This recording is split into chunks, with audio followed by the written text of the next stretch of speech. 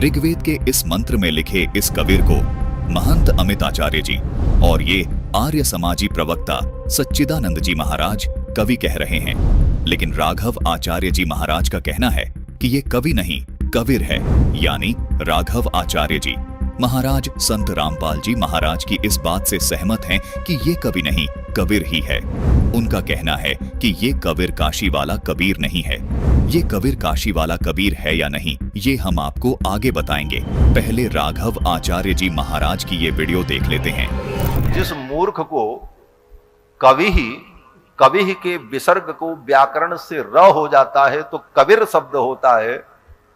कबीर मनीषी ये पर्याय है। पुण्यात्माओं, ये दयानंद के चेले कहते हैं रामपाल ने ना तो संस्कृत आती, ना वो विशुद्ध रूप से उच्चारण कर पाता। अरे भले आदमियों, जैसे कोई बालक है, छोटा सा बच्चा तोतला बोलता हो तो माँ उसकी सारी भाषा समझती है। भी केव चाव है, दूध मांगे है, रोटी मांगे है, रोटी कहेगा तो भी माँ समझ जाएगी रोटी मांगे है। दूध दू करेगा तो भी समझ जाएगी दूध मांगे है। तो नो समझ लो दास उस परमात्मा का बालक है और मेरा परमात्मा मेरी सारी भाषा समझता है। और इन आचार्यों ने और इन विद्वानों ने, दयानंद के चेलिया ने सारी उम्र खोजी गछामी करता ने।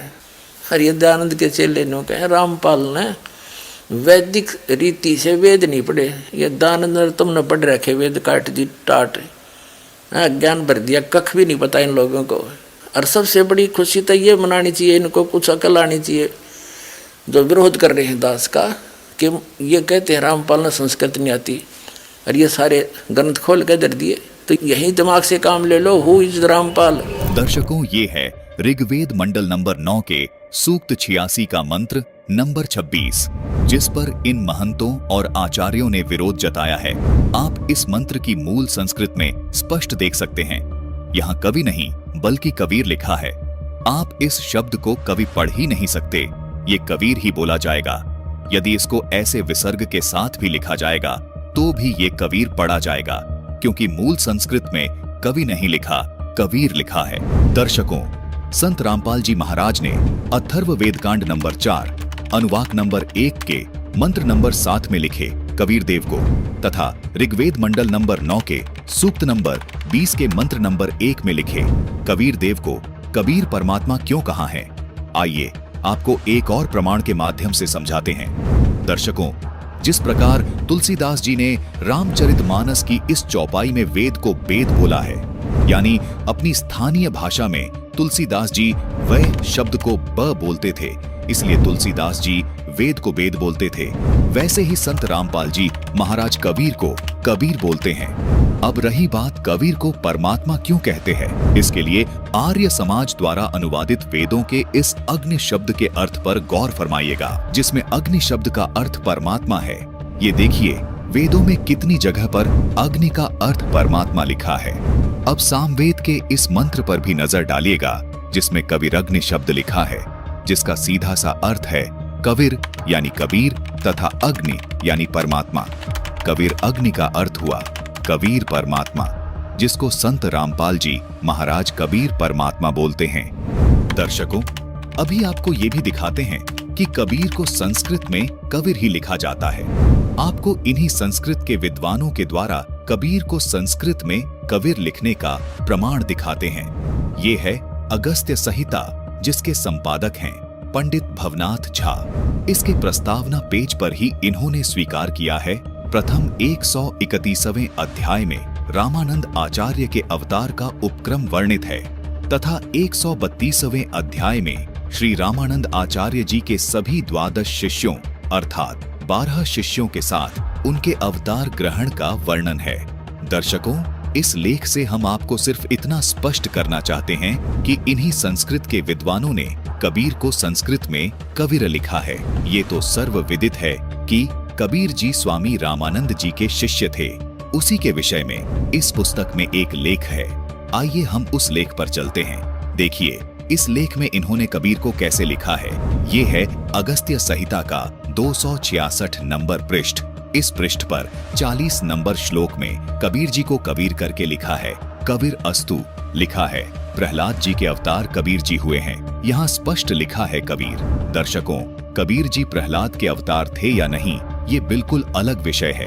हम यहाँ सिर्फ आपको ये स्पष्ट करना चाहते हैं कि जिस कबीर को ये तमाम धर्म गुरु व ब्राह्मण वेदों में कबीर मानने से इनकार करते हैं, उसी कबीर को ये ब्राह्मण स्वयं संस्कृत में कबीर लिखते हैं। अब आप ही विचार कीजिए, अगर संत रामपाल जी महाराज वेदों में लिखे कबीर को कबीर परमात्मा बोलते हैं तो क्या गलत बोलते हैं, जबकि उन्होंने कबीर साहिब जी के परमात्मा होने के सैकड़ों प्रमाण दिए हैं। आइए आपको पंडित सुदर्शन जी द्वारा किए गए इस श्लोक का अनुवाद भी दिखाते हैं।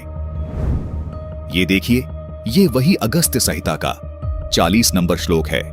इसमें कबीर का अर्थ ये देखिए, कबीर ही किया है, यानी कबीर ही कबीर है, यानी परमात्मा का वास्तविक नाम कबीर है, जिसको संत भाषा में कबीर बोला जाता है। तो दर्शकों, आप देख सकते हैं संस्कृत के इन विद्वानों के द्वारा ही कबीर का अर्थ कबीर ही किया गया है। दर्शकों, अभी आपको श्री वैष्णव मताब्ज भास्कर से भी प्रमाण दिखाते हैं, जिसके पृष्ठ 16 पर कबीर जी को श्री कबीर दास लिखा है। देखिए, यहाँ स्पष्ट लिखा है कबीर दास, यहाँ कबीर दास की जगह कबीर दास लिखा है। दर्शकों, इससे स्पष्ट होता है कि कबीर और कबीर एक ही परमात्मा का बोध करवा रहे हैं। वेदों में जिसको कबीर लिखा है, संतों ने उसको अपनी स्थानीय भाषा में कबीर बोला है। ये बात स्वयं कबीर परमात्मा ने भी प्रमाणित करके लिखी है। आपको कबीर सागर के बोध सागर के जीव धर्म बोध अध्याय के पृष्ठ 2047 से भी प्रमाण दिखाते हैं कि कबीर परमात्मा ने स्वयं ये स्पष्ट किया है कि कबीर शब्द अरबी और संस्कृत भाषा मिश्रित होने से कबीर बना है। दर्शकों, अब आपको एक और प्रमाण दिखाते हैं। ये है पुस्तक कबीर साहिब की साखी ग्रंथ द्वितीय भाग। इसके पृष्ठ 165 पर आप देख सकते हैं कि इसमें कबीर को कबीर भी लिखा है, कबीर भी लिखा है और कबीरा भी लिखा है। ये पुस्तक ना तो संत रामपाल जी महाराज ने लिखी है और न ही उन्होंने छपवाई है। इन सभी प्रमाणों से सिद्ध हो जाता है कि वेदों में जहां पर भी कबीर शब्द लिखा है, वो कबीर परमात्मा के लिए ही लिखा गया है। दर्शकों, हमें इन प्रमाणों की कोई आवश्यकता नहीं थी। सिर्फ आपका भ्रम निवारण करने के लिए हमने ये प्रमाण दिखाए, क्योंकि संत रामपाल जी महाराज ने अपने सत्संग प्रवचनों में सैकड़ों उदाहरणों के माध्यम से ये स्पष्ट किया हुआ है कि ये कबीर देव ही कबीर परमात्मा है। दर्शकों, समझदार व्यक्ति के लिए इतना ही काफी है। इसके बाद कुछ भी कहना शेष नहीं रह जाता। इसके बावजूद संत रामपाल जी महाराज का उद्देश्य है कि किसी भी प्रकार की शंका शेष न रहे, इसलिए शंका का समूल नष्ट होना जरूरी है। संत रामपाल जी महाराज के आध्यात्मिक ज्ञान के आधार पर आपको ढेरों प्रमाण देकर स्पष्ट किया जाएगा कि कवि अर्थात कबीर ही काशी वाला कबीर परमात्मा है। इससे आपको स्पष्ट हो जाएगा कि भ्रम कौन फैला रहा है। दर्शकों, तत्व ज्ञानहीनता का ये जीता जागता उदाहरण है कि इन डिग्री होल्डर विद्वानों ने कहीं पर कबीर का अर्थ बुद्धिमान कर दिया है और कहीं पर कबीर का अर्थ सर्वज्ञ कर दिया है। मतलब अनुवाद करते समय परमात्मा का नाम कबीर न लिखकर उसके गुणों को लिख दिया है। कबीर परमात्मा का गुण है कि वो बुद्धिमान भी है और सर्वज्ञ भी है, लेकिन आप यहाँ कबीर का अर्थ सर्वज्ञ या बुद्धिमान नहीं कर सकते। ऐसा करेंगे तो ये दुनिया कभी परमात्मा का नाम जान ही नहीं पाएगी कि उस परमात्मा का नाम कबीर देव है। इन धर्म गुरुओं की अज्ञानता को इस सच्ची घटना के माध्यम से समझते हैं। हरियाणा राज्य के झज्जर जिले के गांव छुड़ानी में एक प्रसिद्ध संत गरीबदास जी महाराज हुए हैं। उनके ग्रंथ को अंग्रेजी में ट्रांसलेट करने के लिए एक व्यक्ति को कहा गया। वो व्यक्ति गरीबदास जी से परिचित नहीं था। उसे बस संत गरीबदास जी के ग्रंथ को अंग्रेजी में लिखने का कार्य सौंपा गया। व्यक्ति गरीबदास जी से परिचित नहीं था, इसलिए उस ज्ञानी व्यक्ति ने गरीबदास जी को हर जगह पुअर सर्वेंट लिख दिया। यानी उस ज्ञानी व्यक्ति को इतना ज्ञान नहीं था कि गरीबदास किसी व्यक्ति का नाम है। उसने उस गरीबदास शब्द का मीनिंग पुअर सर्वेंट निकालकर पूरे ग्रंथ का ही नाश कर दिया। अब यदि कोई उस ग्रंथ को पढ़ेगा तो कोई ये नहीं कहेगा कि इसमें गरीबदास जी महाराज की महिमा है। सब यही कहेंगे कि किसी गरीब नौकर के बारे में इस ग्रंथ में लिखा गया है। ठीक इसी प्रकार हमारे ज्ञानी अनुवादकों ने कबीर का अर्थ सर्वज्ञ या बुद्धिमान आदि कर दिया है, जबकि गरीबदास जी की तरह ही कबीर भी एक नाम है। जिस प्रकार गरीबदास जी के नाम का मीनिंग निकालकर उस ज्ञानी व्यक्ति ने गरीबदास का अर्थ पुअर सर्वेंट कर दिया, ठीक इसी प्रकार कबीर का मीनिंग निकालकर इन डिग्री होल्डर विद्वानों ने सर्वज्ञ तथा बुद्धिमान कर दिया। दर्शकों, इन गूढ़ रहस्यों को केवल संत रामपाल जी महाराज ने उजागर किया है, क्योंकि संत रामपाल जी महाराज कबीर देव यानी कबीर परमात्मा से परिचित हैं तथा संत रामपाल जी महाराज को कबीर देव के गुणों का भी ज्ञान है और उनकी महिमा का भी ज्ञान है। संत रामपाल जी महाराज तत्वदर्शी संत हैं। उन्होंने इन गूढ़ रहस्यों को आज पूरी दुनिया के सामने उजागर कर दिया है। दर्शकों, अभी आपको इस महंत अमित आचार्य की एक वीडियो दिखाते हैं, जिसमें ये कह रहे हैं कि वेदों में कहीं कोई ये साबित करके दिखा दे कि कबीर परमात्मा है तो उसे 20 लाख रुपए इनाम दूंगा। कि मैं संत रामपाल को पहले भी चुनौती दे चुका हूं, मैं आज फिर दोबारा से चुनौती देता हूं, आप सबके सामने चुनौती देता हूं कि यदि किसी वेद, शास्त्र, पुराण या किसी धर्म ग्रंथ, गीता, रामायण, इनमें कहीं भी अगर कबीर शब्द मिल जाए, कबीर शब्द लिखा मिल जाए, तो मैं अपनी तरफ से उसे 20 लाख रुपए संत रामपाल के आश्रम में 20 लाख रुपए मैं स्वयं दान करूंगा। दर्शकों, इस महंत अमित आचार्य जी का कहना है कि वेदों में काशी वाले कबीर जुलाहे की महिमा कहीं नहीं है। उस ईश्वर की उपासना करो, लेकिन किसी मुसलमान जुलाहे को भगवान बनाने का प्रयास मत करो, जबरदस्ती उसे वेदों के अंदर जबरदस्ती उसे प्रवेश कराने का प्रयास मत करो और हिंदू धर्म का अपमान कराने का प्रयास मत करो। हम धमकी से किसी से नहीं डरते, धमकी से किसी से नहीं डरते, और धमकी देने वाले सुन ले, जो धर्म का अपमान करेंगे, जो भगवान राम का अपमान करेंगे, घर में घुस के मारेंगे उन्हें। अमित आचार्य जी, हम भी आपसे कुछ कहना चाहेंगे जिसे आप कान खोलकर सुनना। हम भी आपको घर में घुसकर ही मारेंगे, लेकिन शस्त्रों से नहीं, शास्त्रों से ही आपका कचूमर निकालेंगे। महंत अमित आचार्य जी का कहना है कि ये कवि, ये काशी वाला जुलाहा कबीर परमात्मा नहीं है। महंत अमित आचार्य जी ने चुनौती दी है कि यदि संत रामपाल जी महाराज इस कवि को या कबीर देव को काशी वाला कबीर सिद्ध कर देंगे तो 20 लाख रुपए इनाम दूंगा। दर्शकों, हम संपूर्ण भक्त समाज को आश्वस्त करते हैं कि संत रामपाल जी महाराज का ये उत्तर महंत अमित आचार्य सहित तमाम उन धर्मगुरु की संपूर्ण शंकाओं का समूल नाश कर देगा, जो वेदों में वर्णित कवि या कबीर देव को काशी वाला कबीर मानने को तैयार नहीं हैं। संत रामपाल जी महाराज ने एक बहुत गजब का उदाहरण देकर इस शंका का समाधान किया है, जिससे कोई भी विवेकवान व्यक्ति तुरंत समझ जाएगा। संत रामपाल जी महाराज ने रामचरितमानस के बालकांड के दोहा नंबर 147 की चौपाई नंबर 2 में ये स्पष्ट किया है कि जैसे ये लच्छी शब्द है, जिसको अनुवाद में अनुवादकर्ता ने लक्ष्मी लिखा है। दर्शकों, विचारणीय विषय है कि ये दोनों ही शब्द लच्छी और लक्ष्मी दोनों ही आपस में बिल्कुल मेल नहीं खाते। फिर भी अनुवादकर्ता ने अपने विवेक से लच्छी शब्द का अर्थ लक्ष्मी किया है, क्योंकि अनुवादकर्ता जानता है कि यहाँ बेशक लच्छी शब्द लिखा है, लेकिन ये माता लक्ष्मी जी का ही नाम है, जो श्री विष्णु जी की पत्नी है। बालकांड के दोहा नंबर 147 की चौपाई नंबर 1 में ये आदि शक्ति छवि निधि जगमूला जो लिखा है, इसमें आदि शक्ति जगमूला यानी मूल प्रकृति यानी देवी दुर्गा की जानकारी है, और कहा है कि ये अपने पतिकाल ब्रह्म ज्योति निरंजन के वाम भाग यानी बाईं और विराजमान रहती हैं। फिर बालकांड के दोहा नंबर 147 की चौपाई नंबर 2 में कहा है कि इसी देवी दुर्गा से श्री ब्रह्मा जी, श्री विष्णु जी तथा श्री शिव जी की पत्नियां लच्छी, उमा तथा ब्रह्माणी उत्पन्न होती हैं। इस चौपाई में उमा स्पष्ट है, यानी पार्वती जी यानी शिव जी की पत्नी, तथा ब्रह्माणी यानी सावित्री जी ब्रह्मा जी की पत्नी, और लच्छी विष्णु जी की पत्नी स्वसिद्ध हो जाती है। विष्णु जी की पत्नी का असली नाम क्या है? उत्तर है लक्ष्मी जी। इस तरह सदग्रंथों के रहस्य को जानने वाला ही बता सकता है कि जैसे ये लच्छी शब्द लिखा है, इस शब्द के अनुवाद में इस लच्छी को विष्णु जी की पत्नी बताया गया है। अब चाहे इस लच्छी को कोई न भी जानता हो, तो भी इस प्रसंग से सिद्ध होता है कि ये लच्छी शब्द लक्ष्मी जी का ही बोधक है। यदि इस लच्छी शब्द का अर्थ किसी अनुवादक ने धन की देवी किया होता और कोई बुद्धिमान व्यक्ति लच्छी का अर्थ धन की देवी देखकर ये कहे कि ये अनुवादकर्ता ने गलत किया है, इसका अर्थ तो लक्ष्मी जी करना चाहिए था। लच्छी शब्द का अर्थ जो धन की देवी किया है, यह तो लक्ष्मी जी के गुण को दर्शाता है।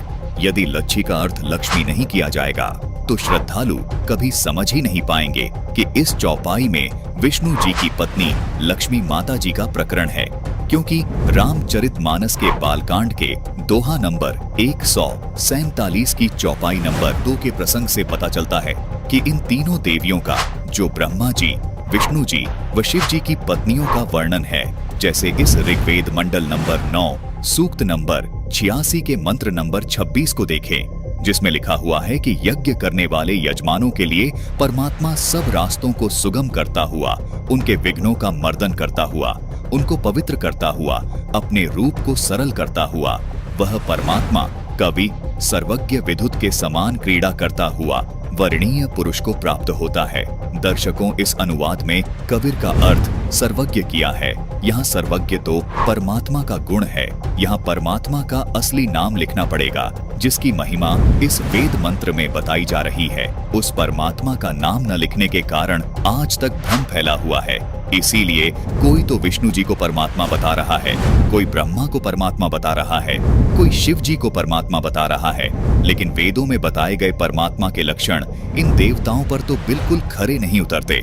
वेदों में बताए गए परमात्मा के लक्षण तो केवल काशी में आए उस कबीर जुलाहे पर खरे उतरते हैं। इसलिए संत रामपाल जी महाराज बार बार यही अनुरोध कर रहे हैं कि ये जो कबीर का अर्थ जो ये सर्वज्ञ किया है, ये गलत है, बल्कि इसको परमात्मा के वास्तविक नाम कबीर देव अर्थात कबीर परमात्मा कर दिया जाए तो बिल्कुल सही होगा, क्योंकि वेदों में बताए गए परमात्मा के लक्षण इसी काशी वाले कबीर जुलाहे पर खरे उतरते हैं।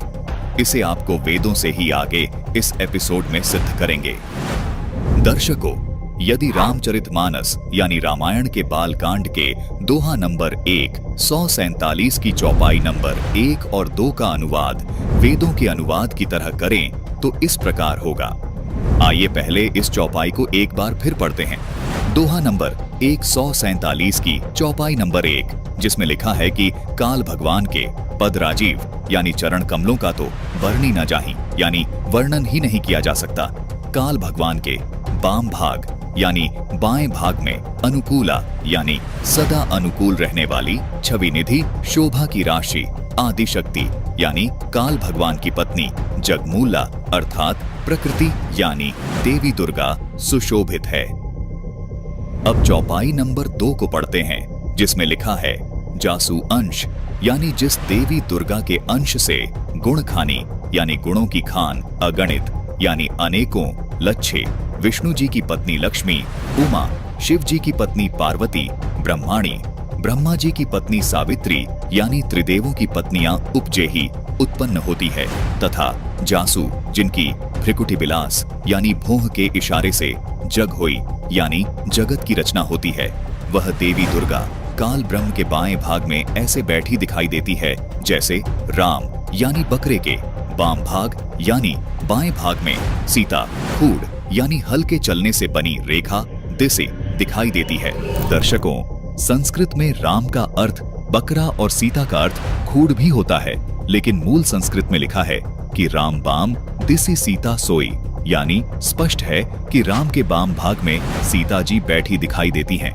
विचारणीय विषय है कि राम के बाम भाग में खूड़ कैसे बैठेगा।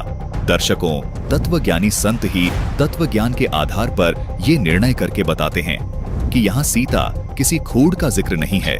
दर्शकों, अब कोई समझदार व्यक्ति जिसको रामायण की पूरी कथा का ज्ञान होगा, वह तो यही कहेगा कि अनुवादकर्ता ने यहाँ राम शब्द का अर्थ बकरा तथा सीता का अर्थ खूड़ बिल्कुल गलत किया है, क्योंकि यहाँ पर किसी बकरे या हल चलाने से बने खूड़ का प्रसंग नहीं है।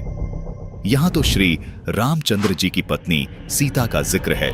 यहाँ तो श्री रामचंद्र जी की पत्नी सीता का जिक्र है, इसलिए इस चौपाई में राम का अर्थ श्री राम करना था और सीता का अर्थ श्री राम की पत्नी सीता करना ही उचित है।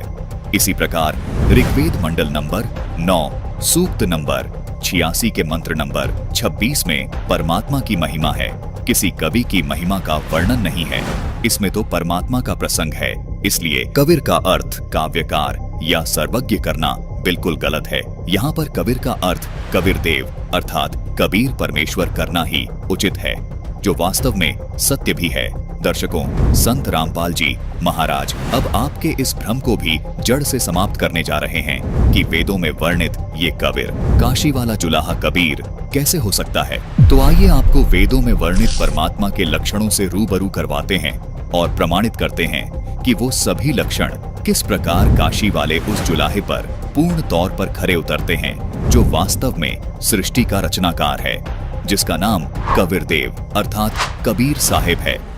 दर्शकों, हमारी आपसे ये भी गुजारिश है कि आप कृपया एक बार संत रामपाल जी महाराज द्वारा बताई गई सर्व पवित्र धर्म शास्त्रों के आधार पर तैयार की गई संपूर्ण सृष्टि रचना की वीडियो अवश्य देखिएगा, जिसमें आपको पता चलेगा कि वो सर्व सृष्टि का रचनाकार कौन है। उस वीडियो का लिंक हमने इसी वीडियो के डिस्क्रिप्शन बॉक्स में दे दिया है। दर्शकों, जो सृष्टि का रचनाकार होगा निसंदेह वो पूर्ण परमात्मा ही होगा। अब सवाल ये है कि पूर्ण परमात्मा कौन है और उसके क्या लक्षण है। आइए आपको वेदों में, गीता जी में तथा अन्य शास्त्रों में बताए गए परमात्मा के लक्षणों से परिचित करवाते हैं और देखते हैं ये लक्षण किस पर खरे उतरते हैं। लक्षण नंबर 1, परमात्मा अपने साधक के पापों को नाश करने वाला है तथा अपने साधक को स्वस्थ करके उसको 100 वर्ष की आयु प्रदान करने वाला है। ऋग्वेद मंडल नंबर 9 सूक्त 82 मंत्र 1। ऋग्वेद मंडल नंबर 10 सूक्त 161 मंत्र 2। ऋग्वेद मंडल नंबर 9 सूक्त 80 मंत्र 2। इन मंत्रों में बताया गया ये लक्षण केवल कबीर परमात्मा पर खरा उतरता है। कबीर जी ने पाप कर्मों से पीड़ित दिल्ली के बादशाह सिकंदर लोधी के जलन के रोग को खत्म किया, जिस रोग का इलाज उन्होंने सब पीर फकीरों से करवा लिया था, लेकिन कोई आराम नहीं मिला था। लेकिन कबीर परमात्मा के आशीर्वाद देने मात्र से उनका जलन का रोग खत्म हो गया था। कबीर परमात्मा की लीलाओं में देखने को मिलता है कि उन्होंने कमाल को जीवित किया, कमाली नाम की लड़की को जीवित किया, सेऊ नाम के लड़के को जीवित किया, रामानंद ब्राह्मण को जीवित किया, जिसकी गर्दन दिल्ली के बादशाह ने काट दी थी। इस प्रकार की बहुत सारी लीलाएं ये दर्शाती हैं कि कबीर परमात्मा ने पाप कर्मों से ग्रस्त लोगों के पाप कर्म नष्ट किए और उनको स्वस्थ किया। लक्षण नंबर 2, परमात्मा पूर्ण मोक्षदायक है। कबीर परमात्मा के आई विटनेस गरीबदास जी ने जब कबीर जी को सब लोगों के ऊपर विराजमान देखा तो अपने सूक्ष्म वेद में वाणी लिखी कि अर्श कुर्स पर सफेद गुमट है, जहां कबीर सतगुरु का डेरा। लक्षण नंबर 4, परमात्मा ऊपर के जिस लोक में विराजमान है वहां राजा के समान बैठा है, यानी देखने में राजा के समान दर्शनीय है। ऋग्वेद मंडल नंबर 9 सूक्त 82 मंत्र 1। दर्शकों, इस मंत्र में बताया गया ये लक्षण भी कबीर साहिब जी पर ही खरा उतरता है। गरीबदास जी महाराज की वाणी में प्रमाण है कि आदि रमैनी अदली सारा, जा दिन होते धूं धूं कारा, सतपुरुष कीन्हा प्रकाशा, हम होते तख्त कबीर खवासा। लक्षण नंबर 5, परमात्मा यथार्थ अध्यात्म ज्ञान यानी सूक्ष्म वेद बताने के लिए अपने धाम से सहशरीर चलकर पृथ्वी पर आता है तथा अच्छी आत्माओं को मिलता है, उनके संकटों का मर्दन करता है। ऋग्वेद मंडल 9 सूक्त 86 मंत्र 26। दर्शकों, इस मंत्र में बताया गया ये लक्षण भी कबीर साहिब जी पर खरा उतरता है। कबीर जी अपना ज्ञान बताने के लिए समय समय पर पृथ्वी लोक पर आए हैं और नानक जी, गरीबदास जी, धर्मदास जी, मल्लूक दास जी और संत रामपाल जी महाराज जैसे महापुरुषों को आकर मिले हैं। लक्षण नंबर 6, परमात्मा शिशु रूप में सहशरीर पृथ्वी पर जाकर जल के अंदर कमल के फूल पर प्रकट होता है, जिस कारण से उसे सत्यनारायण भी कहा जाता है। सत्यनारायण का मतलब है वह अविनाशी परमात्मा जो जल में आकर प्रकट होता है। ऋग्वेद मंडल नंबर 9 सूक्त 1 मंत्र 8 तथा कबीर वाणी में प्रमाण है कि गगन मंडल से उतरे सतगुरु सत कबीर, जलज माही पोड़न किए, दोहु दीनन के पीर। दर्शकों, यह लक्षण भी कबीर परमात्मा काशी वाले जुलाहे पर ही खरा उतरता है, क्योंकि सर्वविदित है कि कबीर जी नीरू और नीमा नाम के जुलाहे दंपति को लहर तारा तालाब में कमल के फूल पर जल में मिले थे। कुछ लोग विष्णु जी को सत्यनारायण मानते हैं, जबकि विष्णु जी ना तो अविनाशी हैं और ना ही जल पर प्रकट होते हैं, बल्कि वह तो वहीं जल में ही रहते हैं। इसलिए सत्यनारायण विष्णु जी नहीं, बल्कि कबीर परमात्मा है। लक्षण नंबर 7। परमात्मा जब शिशु रूप में लीला करने आता है, तब उसकी परवरिश की लीला कवारी गायों के दूध से होती है। ऋग्वेद मंडल नंबर 9, सूक्त 1 मंत्र 9। कबीर परमात्मा की परवरिश की लीला कुंवारी गाय के दूध से होती है। यही प्रमाण कबीर सागर के ज्ञान सागर पृष्ठ 74 पर भी है। यही प्रमाण अमर ग्रंथ यानी सूक्ष्म वेद में भी है कि कबीर परमात्मा की परवरिश अन्न ब्याही गाय के दूध से होती है, अर्थात कुंवारी गाय के दूध से होती है। दर्शकों, कबीर सागर और वेदों के इन मंत्रों ने स्पष्ट कर दिया कि ये लक्षण भी कबीर परमात्मा पर ही खरा उतरता है, क्योंकि कबीर जी के जीवन परिचय में प्रमाण मिलता है कि शिशु रूप में उनकी परवरिश कुंवारी गाय के दूध से हुई थी। लक्षण नंबर 8। परम अक्षर ब्रह्म यानी वह परमात्मा तत्व ज्ञान का प्रचार अपने मुख कमल से कवियों की तरह दोहों, चौपाइयों, साखियों, शब्दों और कविताओं के द्वारा अपने मुख कमल से बोलता है, जिस कारण से एक प्रसिद्ध कवि की उपाधि भी प्राप्त करता है। लेकिन वह होता परम अक्षर ब्रह्म ही है, यानी वह कबीर परमेश्वर ही है। प्रमाण ऋग्वेद मंडल नंबर 9, सूक्त 96 मंत्र 16, 17, 18। इन मंत्रों में बताया गया ये लक्षण भी कबीर परमात्मा पर खरा उतरता है, क्योंकि इसी कबीर काशी वाले चुलाहे ने कवियों की तरह आचरण करते हुए अपने ज्ञान को कविताओं, दोहों और साखियों के माध्यम से अपने मुख कमल से बताया था, जिस कारण लोग उन्हें आज भी एक प्रसिद्ध कवि मानते हैं। लक्षण नंबर 9। परमात्मा कवियों की तरह आचरण करता हुआ पृथ्वी पर विचरण करता है तथा वाणी बोल बोल कर साधकों को अपनी भक्ति करने की प्रेरणा करता है तथा मोक्ष मार्ग के यथार्थ नामों का ज्ञान करवाता है। प्रमाण ऋग्वेद मंडल नंबर 9, सूक्त 94 मंत्र 1। ऋग्वेद मंडल नंबर 9, सूक्त 95 मंत्र 2। श्रीमद् भगवत गीता अध्याय 4 श्लोक 32।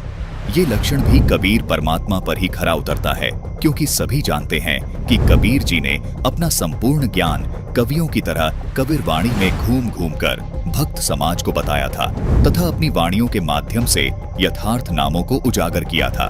संत गरीब दास जी महाराज की वाणी में प्रमाण है कि सोहम शब्द हम जग में लाए, सार शब्द हम गुप्त छिपाए। लक्षण नंबर 10। परमात्मा की मृत्यु नहीं होती, वह सह शरीर अपने सनातन परम धाम को चला जाता है, क्योंकि वह अविनाशी होता है।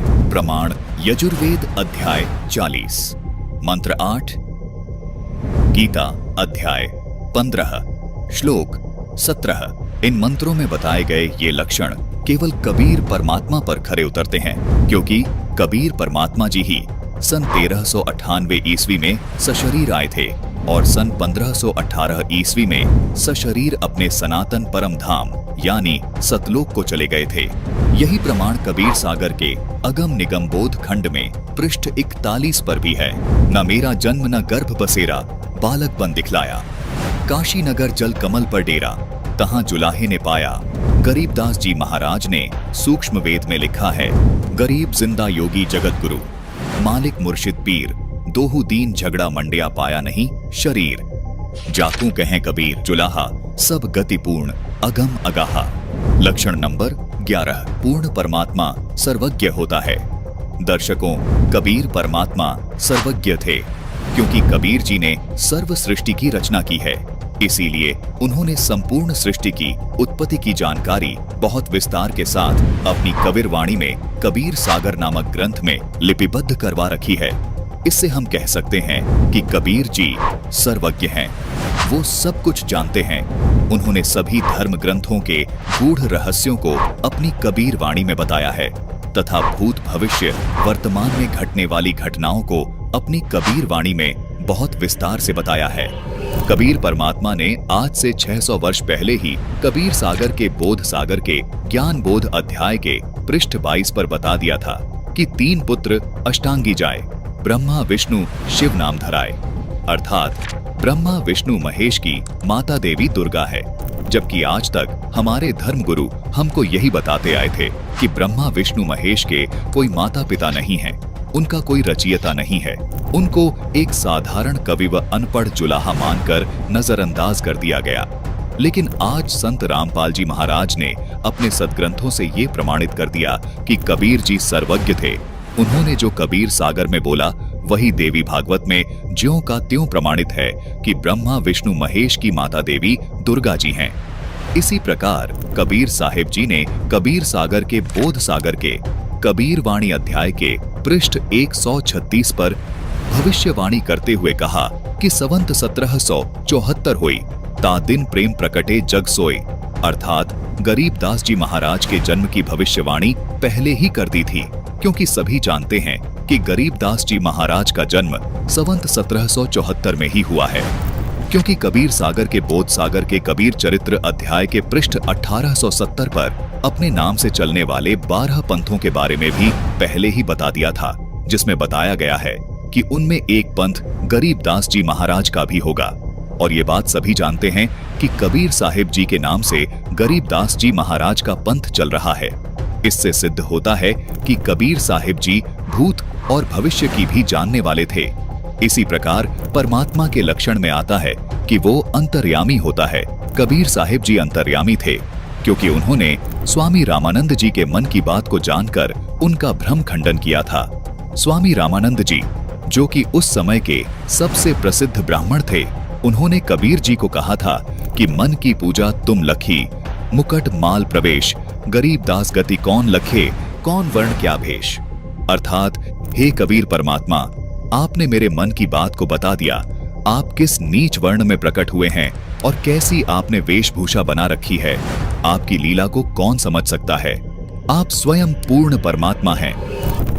लक्षण नंबर 12, पूर्ण परमात्मा सतचरित्र वाला होता है। प्रमाण ऋग्वेद मंडल नंबर 10 सूक्त 4 मंत्र 4। कबीर परमात्मा का चरित्र बिल्कुल पाक साफ है, वे सच्चरित्र वाले हैं। दर्शकों, संत रामपाल जी महाराज ने जिस काशी वाले जुलाहे को कबीर परमात्मा बताया है, इसके लिए संत रामपाल जी महाराज ने बिल्कुल ठोस प्रमाण आपके सामने प्रस्तुत कर दिए हैं। संत रामपाल जी महाराज के इन प्रमाणों का समर्थन उन प्रत्यक्ष दृष्टा यानी आई विटनेस महापुरुषों ने भी किया है, जिनमें से कुछ इस प्रकार हैं। तो जल्द से जल्द जुड़े संत रामपाल जी महाराज से। संत रामपाल जी महाराज के बारे में और अधिक जानकारी के लिए इस नंबर पर मिस कॉल कर सकते हैं और इस वीडियो को ज्यादा से ज्यादा अपने मित्रों तक शेयर करें। मिलते हैं अगले वीडियो में।